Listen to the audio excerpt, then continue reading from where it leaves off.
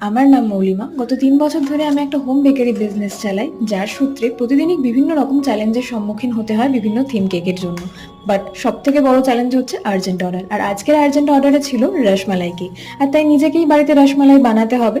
দোকান থেকে 4টে রসগোল্লা কিনে এনেই আমি রসমালাইটা বানাবো, কিন্তু তার আগে যেটা করতে হবে, এই রসগোল্লা থেকে চিনি শিরাটা বার করে নিতে হবে। এইভাবে দু হাতের চাপে রসগোল্লা থেকে শিরাটা বার করে নিলে কিন্তু রসগোল্লাটা ক্ষতিগ্রস্ত হওয়ার কোনো চান্স থাকে না, আদারওয়াইজ কিন্তু রসগোল্লাটা ভেঙে যেতে পারে।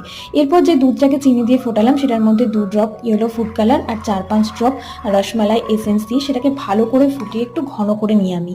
তারপরে যে রসগোল্লাগুলোকে সাইড করে রেখেছিলাম সেগুলোকে মাঝখান থেকে কেটে নিই, যাতে ওই দুধ, এসেন্স, কালার সবকিছু এই রসগোল্লার স্পঞ্জটা খুব ভালো করে ভেতরে টেনে নিতে পারে।